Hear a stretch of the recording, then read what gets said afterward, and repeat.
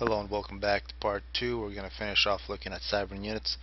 We finished off with Tech 3 and I realized I actually forgot to look at the Tech 3, which is a shame. We've just put our brick and our loyalist into enemy territory. And actually these two units together do have the capacity to kill this weak AI. It would be pretty brutal. You can see the brick has really nice range on its weapon. And another thing that it does, it can go underwater, has torpedo defense and torpedoes, so quite nice. Of course, here now we got the trebuchet, my favorite of all the Tech 3 arties, the one from Cybran. Has a beautiful splash. It's the weakest damage per shot, but it will kill large numbers of units. You can see it's already fired off a couple shots against that mass extractor. So that for the most part finishes air and land. What to look at next? Of course, we got here the different special units. This Soothsayer is special to Cybran. One thing you might notice, we can see a whole bunch of the map. This is what it does. You can turn it off. It gives you direct vision of a whole bunch of basically a large radius. It costs quite a bit of power to run, but it's totally worth it. We got the Tech 3 Arty Disruptor. This is probably the worst of all the Tech 3 Arties. Can't hit the same spot twice, so not very good. If you have a choice, build the Aeon. Aeon has the best one for those. Of course, it's still extremely expensive. And the nuke, we got 5 nukes. Let's actually track this one. This will be a warning shot. A nuke right there.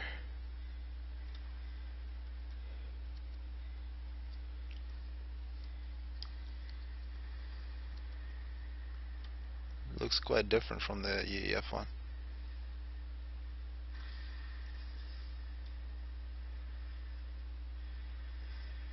Let's see if it actually explodes above. Nope.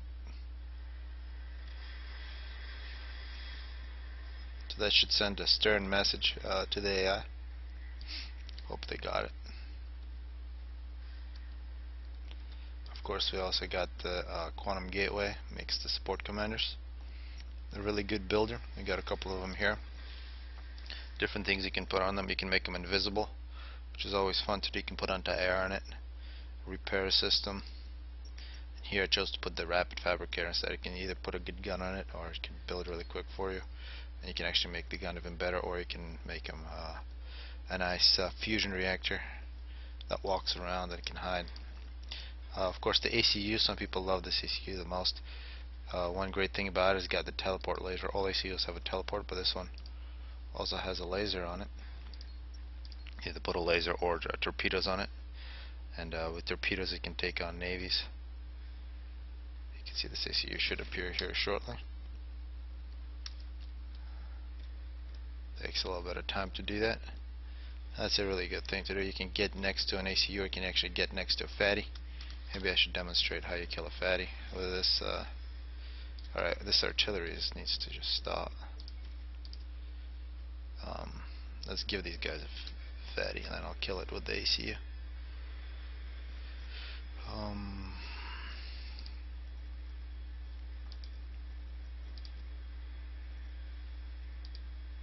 Hopefully it doesn't do too much damage against me.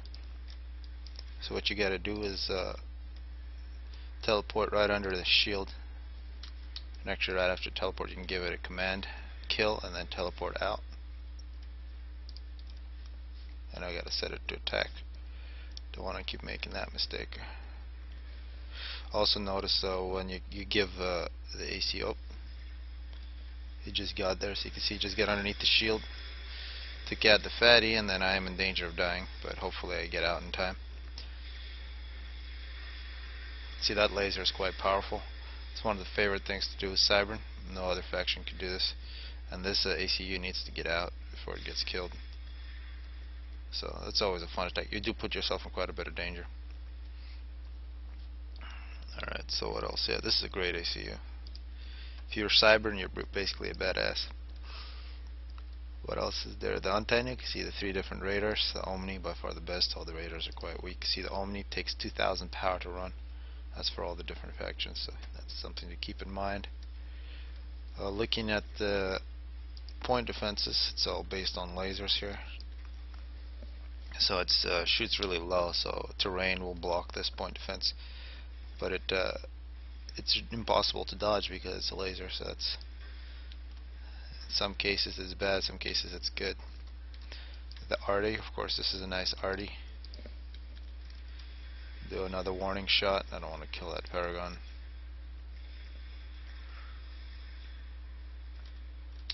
It's also got that really nice splash. Should be able to shoot over this mountain. Do you guys want to shoot? I'm assuming they will shoot. They won't shoot. No, they will.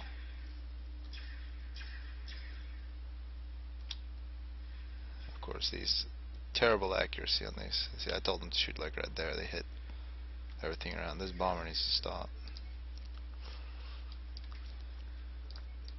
Also, the cruise missiles, and these, just like the stationary ones, are much more difficult to stop than most others.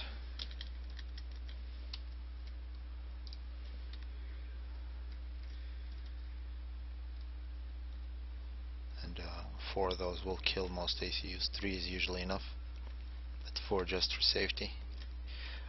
Thing about Cybran, about the shields, there's actually 5 different strength of a shield besides stealth. Get a nice wide range on that stealth. And these shields are all upgradable, so you can take the first one and upgrade it to the last. In general, the shields for Cybran are the weakest. But one good thing about the shield, it's very quick to build. So a nice emergency shield, kind of like the Aeon one as well. But it's much weaker than the Tech 2 shields. These are all actually Tech 2, they just keep upgrading them. And this one takes 500, but to build that shield is nearly 2,000 to upgrade from this one to the last one. But guess that's how it is. Looking at the experimentals, there's a whole bunch of, this is the Aeon. We got the Spider. Great thing about it is that it's stealthy, so people don't see it coming. Usually it's great to put it in the water and then come out of the water and kill. The laser on it doesn't have the same range as the GC, so it usually gets beat, but 2 of these can kill a GC. And that's really the reason that Cybran were given the Megalith, a much better experimental. It's got plenty of health, you can see 110,000. Spider is only, well, this with veterancy, usually it's 45,000. Got really nice range, so you can outrange quite a few units. But the 1v1 against the GC, it's more expensive than a GC. If the GC gets close, it can kill it, but it will be very even. I actually think the Megalith will still beat the GC, but since it's more expensive, GCs are more cost effective in terms of experimental battles, unless some terrain or something allows you to use the range on the Megalith. One thing to never do with this unit is to turn around and run, because it can shoot backwards. This is also a great unit to use in the water. Both in shallow water, it can actually use its main cannons. Underwater, it's got nice torpedoes and torpedo defense. It got sonar. It can also stomp on people, run over a whole bunch of Tech 1. And stomp on ACUs, it can also do that. And it's also a factory. And the way it builds is actually, it leaves, they call it crab eggs. So it can leave a whole bunch of these all over the map, which will finish the construction. I don't know, I don't really use these ever, but you could. And the crab egg itself will finish the construction.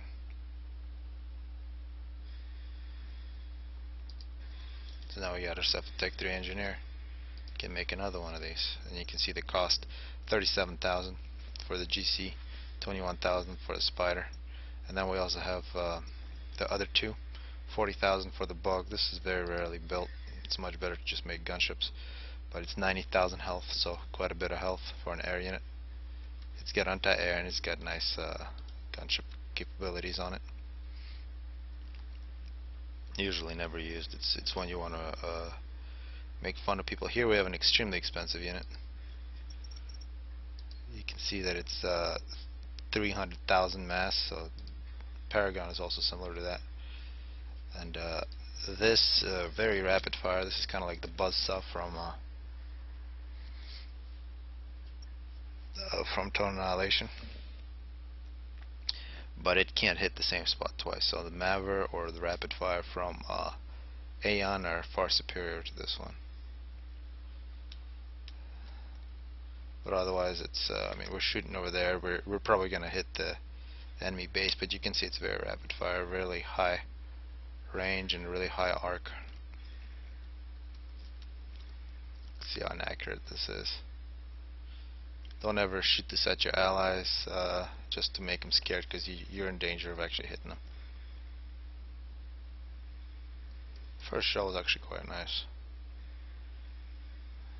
I'm a bit surprised by the accuracy there. But in general, it's, yeah, now you can see the accuracy has gone down. Not a very good unit to build. So both the Bug and the Scathis, if you can't help it, don't make them. But the Megalith is quite nice. So moving on, I think all we have left is the Navy. The Cybran Navy, the frigate, the submarine.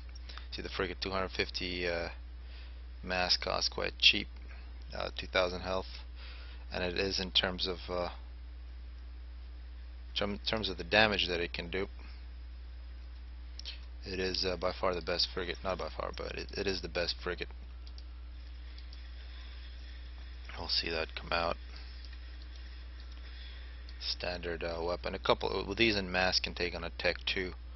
Navy also quite good against floating tanks and floating Auroras especially. This is the counter to an Aurora whenever you're playing an Aeon player on water maps, so you gotta get these. Here we also have the Cybran Tech 1 sub. This one does have a cannon on it. I may have lied. As you can see, it's a really small thing on the front, but actually quite good if you're taking on Auroras and or something like that. Really nice submarine.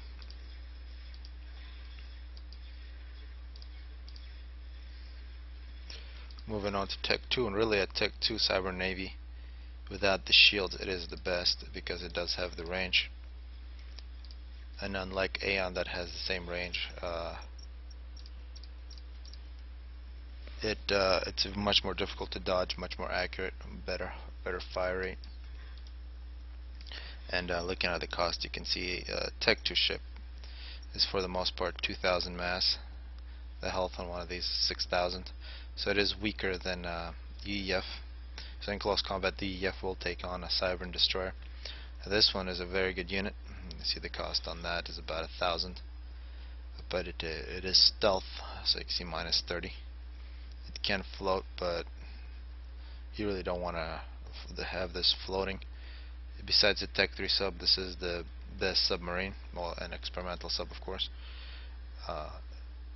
Really has a good torpedo defense, and these in large numbers will prevent any torpedoes that are coming at them. They really add up. Two of them are better than two of them separately.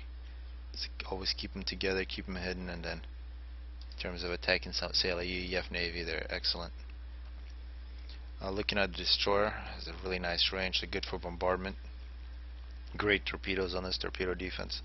Really overall excellent ship. One thing to note about it is the cannons are all in the front, so that you never want to run away with a Cybran. Just like with a Megalith, don't run when you're Cybran, and if you gotta run, you just gotta run at an angle like that.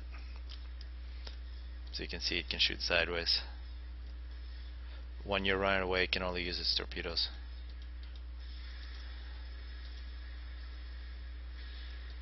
The last 45 degrees is where it can't really hit. So it does not. It has very weak anti-air capability. If you want anti-air, you got to use the cruiser.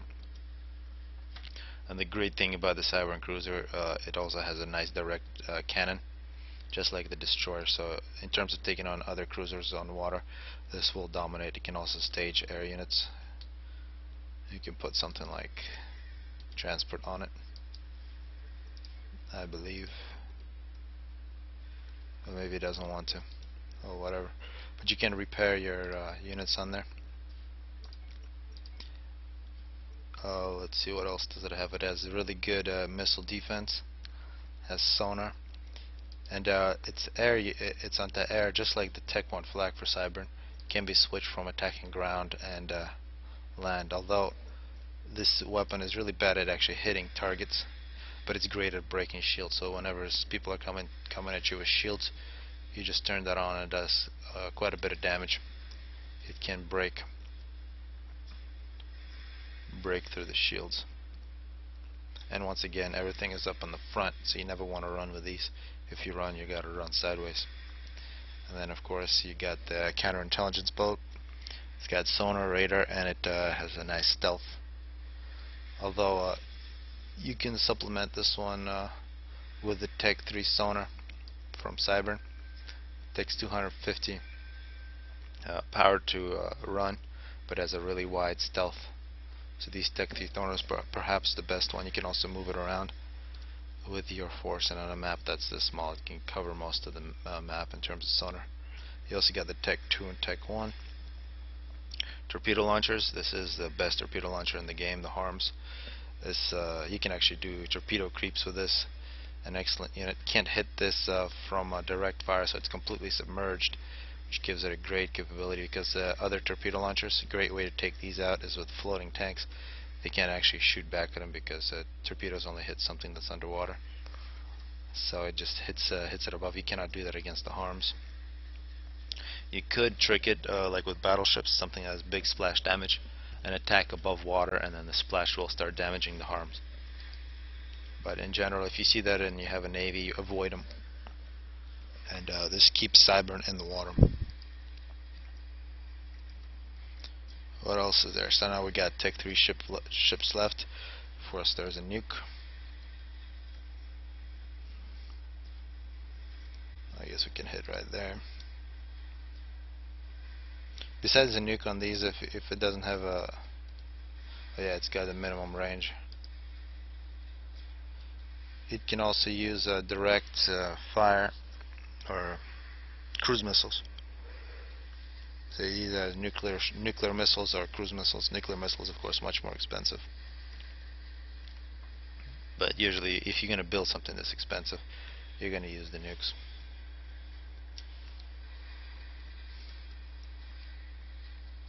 There's also the battleship. It's got pretty decent range, of course, for the most part outranged by the UEF.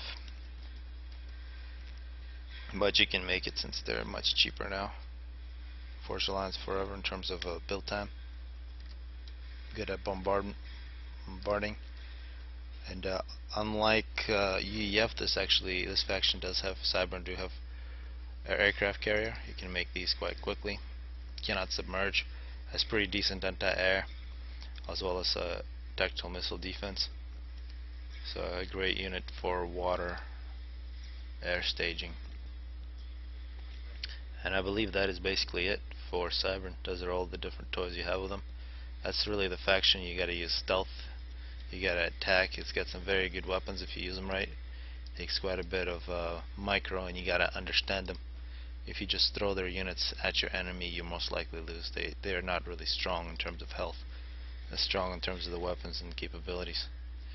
And hopefully people enjoyed this one.